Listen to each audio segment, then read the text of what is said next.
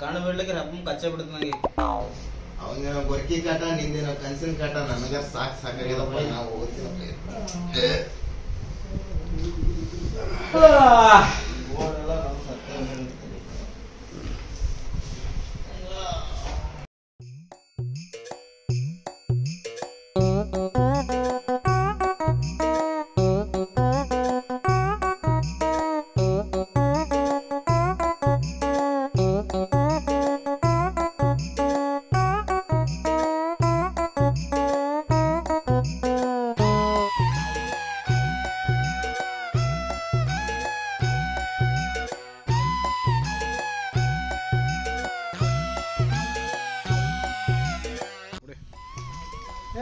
ಕಟ್ಟಿ ನಡ್ಕೊ ಬರ್ತಿರಲ್ಲ ನಿಮ್ಮ ಗಿಡ ಎಲ್ಲ ತೂಳು ಹಿಡ್ಸಿಟ್ರಿ. ಹೋಗೋ.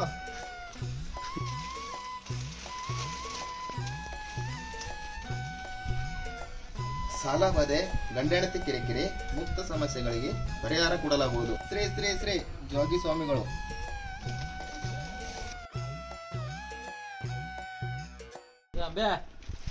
ನಮ್ಮ ಅಪ್ಪದೇರು ನಮ್ಮ ಮುತ್ತದೇರು ನಮ್ಮಷ್ಟಿದ್ದಾಗೆ ಒಂದೊಂದು ರೂಪಾಯಿ ಕೂಡಿಟ್ಟು ಅಷ್ಟೆಲ್ಲ ಆಸ್ತಿ ಮಾಡ್ರ. ಅದೂ ನಮಗೆ ಆಸ್ತಿ ಕಪ್ಪಡಗಳು ಕಾಲಾರ್ದೆ ಮಾರ್ಕೊಂಡ್ ತಿಂದೆವು, ಸಾಲ ಮಾಡ್ಕೊಂಡ್ ಕೂತೀವಿ. ಯಾಕ್ಲೆ ಹಂಗ? ಅಣ್ಣ ಅದೆಲ್ಲ ಬಿಡು, ಆ ಪೇಪರ್ ಬಿಡುವ. ಸ್ವಾಮೀಜಿ ಏನ್ರ ನಿಧಿ ಗಿದ್ದಿ ಬಗ್ಗೆ ಹೇಳ್ತಾರೇನ? ಗೊತ್ತಿಲ್ಲ ಮಗ, ಹೋಗಿ ಕೇಳ್ದ. ಆಯ್ತು ಅಂದ್ರೆ ರೆಡಿ, ಅವನಿಗೆ ಹೋಗಿ ಕೇಳ್ಕೊಂಬರ.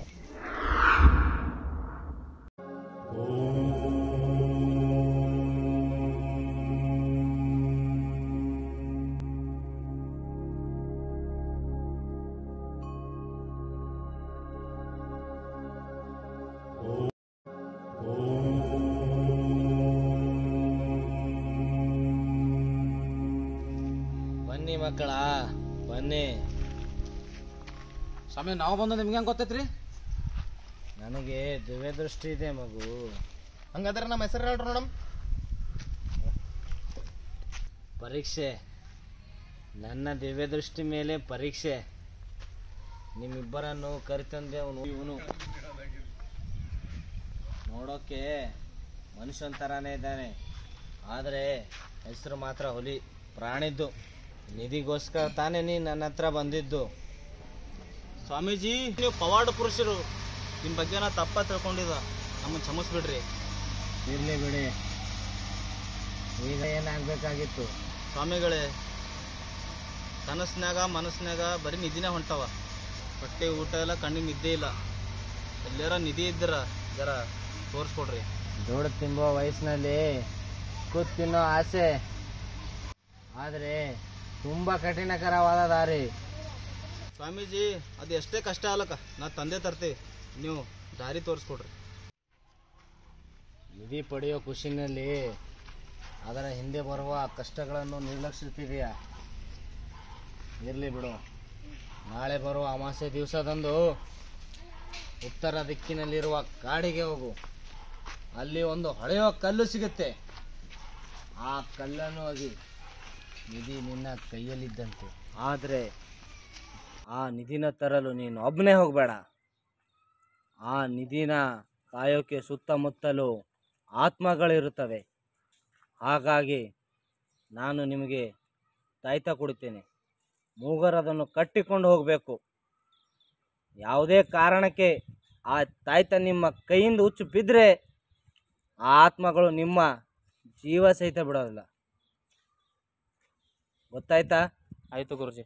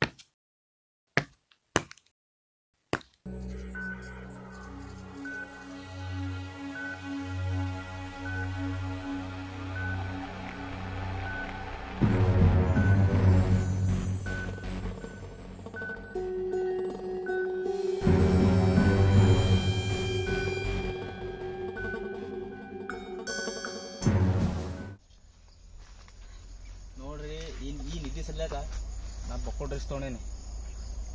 ಇದ್ರಾಗ ನನಗೆ 50%, ನೀವಿಬ್ಬರಿಗೆ 50%. ಹಂಗ್ಯಾಕ? ನಂಗೆ ಗೊತ್ತಿಲ್ಲ, ಎಲ್ಲರಿಗೂ ಸಮ ಪಾಲ್ ಬೇಕದು. ಯಾಕೆ ಕೈಗೆ ಬಂದು ತುತ್ತ ಬಾಯಿ ಬರ್ಲದಂಗೆ ಯಾಕೆ ಮಾಡ್ಕೊತೀರ ಒಲೆ? ನನ್ನ ಮಾತು ಕೇಳ್ರಿ, 60% ನನಗೆ ಕೊಡ್ರಿ, ಇನ್ನು 40% ನೀವಿಬ್ರು ಹಂಚ್ಕೋರಿ. ತಾಡ್ರಿ ಏಟು ನೋಡೋಣ. ಆಯ್ತು ನೋಡು.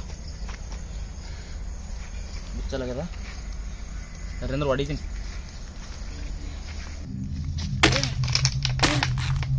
ಏನ್ ಮಾಡ್ದಲೇ? ಯಾಕುಲೆ ನಾವು ನಿಧಿ ಸಲ ದೋಸ್ತಿಗೆ ಹುಡುಕಿ ಕಲಾಸ ಮಾಡ್ತಿ. ಆಯ್ತು ಯಾಕುಲೆ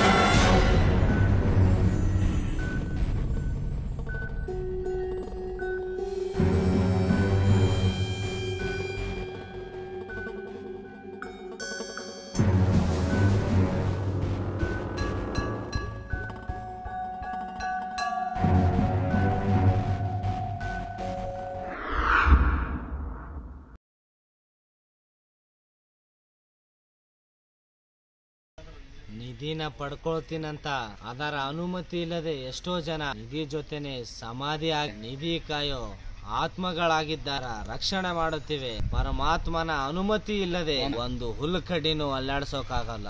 ಅದರಲ್ಲಿ ನಿಧಿ ಸಿಗುತ್ತೆ ಅಂತ ಅದರ ಹಿಂದೆ ಬಿದ್ದು ತುಂಬಾ ಜನ ಮೂರ್ಖರು ಜೀವ ಕಳ್ಕೊಂಡಿದ್ದಾರೆ. ದುಡಿಮೆಯಲ್ಲೇ ದೇವರಿರುತ್ತಾನೆ, ಅದಕ್ಕೆ ಕಷ್ಟಪಟ್ಟು ದುಡಿದು ಕಷ್ಟಪಟ್ಟು ಬದುಕಬೇಕೆನ್ನೋದೇ ಬಾಳು.